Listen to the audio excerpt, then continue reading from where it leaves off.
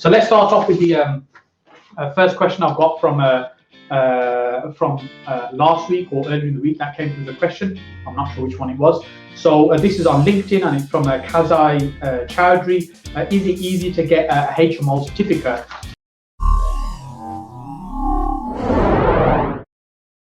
So I'm assuming, Kazai, what you're talking about is a license, to get a HMO license. And really, it's not a difficult thing to do to be able to get a property license. There's a few different things you need to consider. So for example, if you're renovating a property, you need to make sure it complies with building regs. In certain places, you need planning permission, which will be the case later on this year in Birmingham, which isn't the case right now. And that's Article 4, where that comes in, you need planning to be able to set up your HMOs. And licensing then is an additional thing that you do, which is goes into the licensing department, whichever local authority the property is in.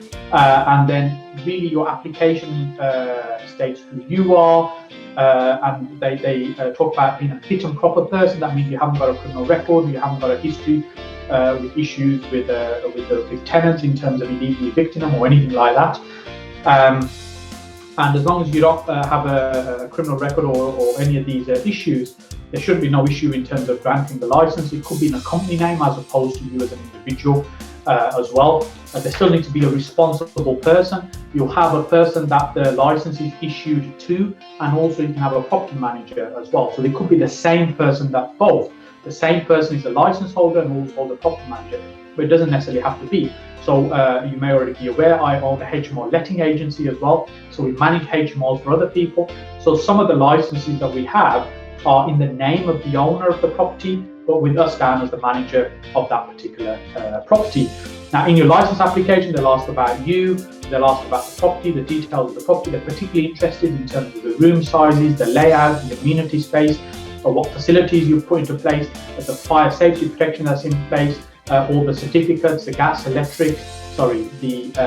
certificate, the electrical certificate, emergency lighting, fire alarm, pat testing if the items that you've got in there, the electrical items, are not new, or if it's a brand new one, you won't need a pat test.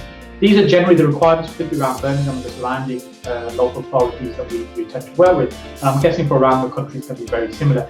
We've never been refused a license. Unfortunately, in Birmingham, it takes a very long time to get a license approved. It doesn't mean that we can't actually have the property up and running. So as long as we've got the license application in, we can get the property running. And whilst we're processing the application, they'll come back to us if there's anything they're concerned about. But you want to approach your council before you start doing any work on the house, preferably even before you purchase the property, just to make sure you understand the requirements and make sure the property that you're looking at is going to be able to meet those requirements. So, for example, a classic mistake people sometimes make is the minimum room sizes. So if the rooms are too small, or you've got a small box room in the house, you think, well, I'll just put a single bed in that. It may be too small and it won't be able to be considered as a usable room. So as I said, we've never been refused a license, but sometimes you can get conditions attached to the license. That means they want you to make certain changes. A window needs to be adjusted for it to be a fire escape. There needs to be another emergency lighting that needs to be put on in a certain part of the building, or something like that. Sometimes you can have these conditions. So I hope that helps, Kaz. Next question is from Nirmal Mystery, which is also on LinkedIn. If I was to sublet someone's apartment and set up a service accommodation, what insurance do you need? So great question, because a lot of people are interested in running service accommodation, short stay, Airbnb, Booking.com, these type of scenarios where they're really good for cash flow in terms of the income that you can generate from those. But when you're using an apartment, there's a few things you have to ensure that are compliant before you can do that.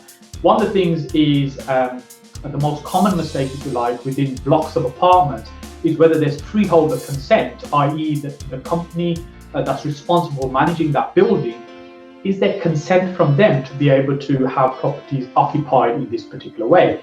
And often the case is that they can't. So the freeholder might object to this happening, so that's something you need to be aware of.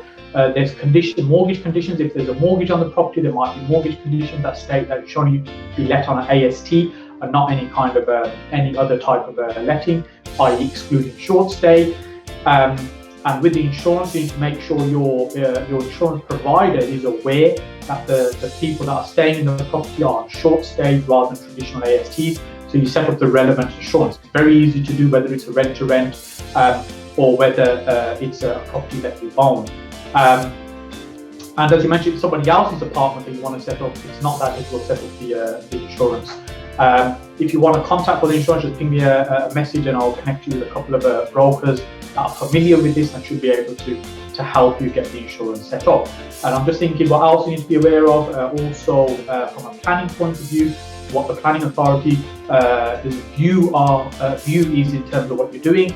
It can be a little bit grey. There's different opinions on this, but you want to make sure you do your homework on that. But service accommodation, definitely a great strategy. One I've been growing over the last year in our business as well. It's doing very well. Cash flow is absolutely phenomenal compared to what we've generated on a HMO or a single let type of property. But more work. But hey, that's okay, because as long as you've got the systems and processes in place, it means you can scale and build that up. So I hope that helps.